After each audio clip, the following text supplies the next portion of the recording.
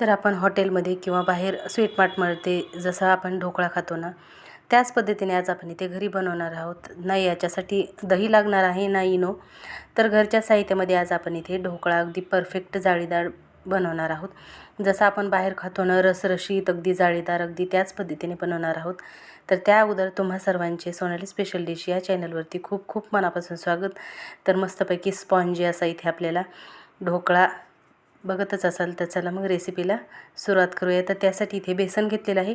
तर बेसन मी इथे पॅकिंगचं वापरलेलं आहे, बाहेरचं विकतचं पीठ वापरलेलं आहे बेसन पीठ. तर ह्याच वाटीने आपल्याला प्रमाण घ्यायचं आहे. तर अगोदर 1 वाटी आणि नंतर 1 वाटी असं 2 वाटी मी इथे बेसन पीठ घेतलेलं आहे. तर एकाच वाटीने आपल्याला इथे प्रमाण जे आहे पाण्याचं देखील मोजून घ्यायचं आहे. इथे दह्याचा वापर करणार नाही आहोत आपण आणि इनो देखील वापरणार नाही आहोत.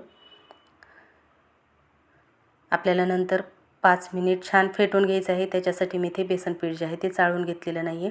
तर याच्यामध्ये 1 चमचा साखर टाकून घेतलेली आहे आणि हे आहे अर्धा चमचा लिंबू सत्व, जेणेकरून आपला जो ढोकळा आहे तो छान जाळीदार आणि टेस्टी होतो.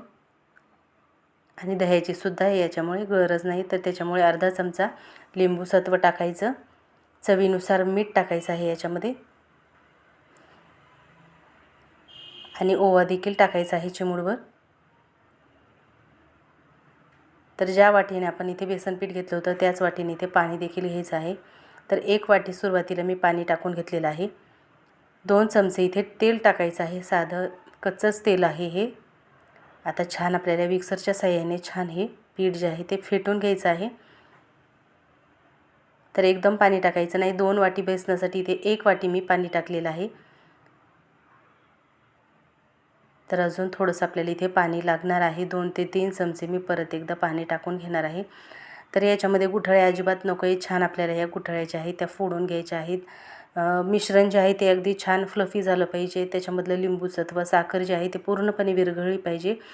आपल्याला छान हे त्याच्यासाठी फेटून घ्यायचं आहे.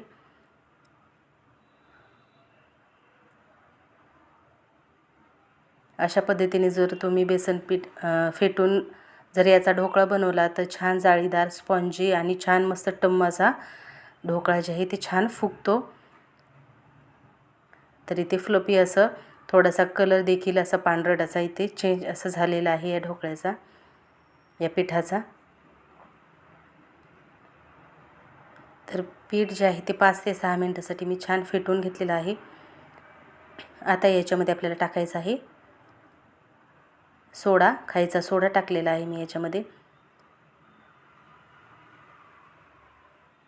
पाव चमचा आपल्याला इथे खायचा सोडा टाकायचा आहे आणि छान आपल्याला एकजीव हे करून घ्यायचं आहे सोडा.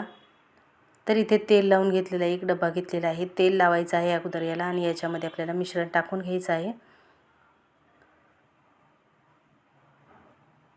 तर मिश्रण टाकून घेतलेलं आहे. आता कुकरमध्ये आपल्याला शिट्टी काढून घ्यायची आहे कुकरच्या झाकणाची आणि खाली एक स्टँड ठेवून मी त्याच्यावरती डब्बा ठेवून दिलेला आहे. तर 10 ते 15 मिनटासाठी छान वाफवून घ्यायचं आहे. तर मस्त असा छान टम्म असा इथे ढोकळा जे आहे ते फुगलेला आहे. आता काढून घेऊयात आणि थंड झाल्याच्या नंतरच आपल्याला हे डब्यातून बाहेर काढायचं आहे. पूर्णपणे आपल्याला ढोकळा जे आहे ते थंड करून घ्यायचं आहे आणि पूर्ण थंड झाल्याच्या नंतर आपण एका डिशमध्ये हा काढून घेऊयात. अगोदर सुरीनं काय करायचं, कडेनं आपण याला छान सैल करून घेऊया, जेणेकरून ढोकळा जे आहे ते चिटकणार नाही. अगदी सहज हा ढोकळा निघला जातो आणि 12 ते 15 मिनटामध्येच हा ढोकळा जे आहे ते तयार झालेला आहे. खूप मस्त जाळीदार स्पॉन्ज असा इथे ढोकळा तयार झालेला आहे. तर बऱ्याच वेळेस आपल्याला ढोकळा करायचा असतो पण आपल्याकडे इनो नसतं किंवा दही नसतं, त्याच्यामुळे आपण हा ढोकळा बनवू शकत नाही. तर जर दही जरी नसलं आणि इनो जरी नसला तरी तर तुम्ही लिंबू सत्वचा इथे वापर करून अशा पद्धतीने ढोकळा तुम्ही बनवू शकता. लिंबू सत्व टाकल्यामुळे याला खूप छान जाळी येते, त्याचसोबत टेस्टही खूप छान लागते. तर पूर्णपणे हा ढोकळा जे आहे ते थंड करून घेतलेला आहे आणि मस्त डब्याला अजिबात चिटकलेला नाही आहे, छान असा निघलेला आहे. तर बाहेरून न आणता किंवा बाहेर न खाता तुम्ही अशा पद्धतीने घरच्या घरी लहान मुलांचा बड्डे असो किंवा रविवारची पार्टी असो, लहान मुलांची रविवारी सुट्टी असते त्याच्यामुळे लहान मुलांचा हट्ट असतो की काहीतरी वेगळं खायचं, तर अशा पद्धतीने तुम्ही त्यांना छान पदार्थ बनवून देऊ शकता. अशा पद्धतीने ढोकळा, तर मस्त असा इथे आपला ढोकळा जे आहे ते छान तयार झालेला आहे. तर इथे आपल्याला तडका जे तयार केलेला आहे तो याच्यावरती टाकून घ्यायचा आहे. तर छान इथे 2 चमचे तेल टाकून जिरे मोहरीची फोडणी घातलेली होती आणि त्याच्यामध्ये 1 वाटी पाणी टाकून अर्धा चमचा साखर आणि चिमूटभर मीठ टाकून हे मिक्स करून घेतलेलं आहे. तर आता याच्यावरती आपल्याला ही फोडणी घालायची आहे. तर अशा पद्धतीने जर तुम्ही याच्यावरती फोडणी घातली तर अगदी रसरशीत ढोकळा होतो आणि घशाला जो आहे तो घशाला अजिबात चिटकत नाही किंवा कोरडट असं लागत नाही. खूप छान टेस्टी लागतो. तर अशा पद्धतीने नक्की तुम्ही ही फोडणी घालून बघा. आता याच्यावरती बारीक चिरलेली कोथिंबीर टाकायची. आवडीनुसार तुम्हाला आवडत असेल तर इथे तुम्ही हिरवी मिरची देखील इथे तळून टाकू शकता. तर इथे मस्तपैकी कोथिंबीर बारीक चिरलेली टाकलेली आहे आणि लाल तिखट देखील टाकलेलं आहे. छान कलरफुल असा इथे ढोकळा तयार झालेला आहे. तर कशी वाटली रेसिपी कमेंट करून सांगायला विसरू नका.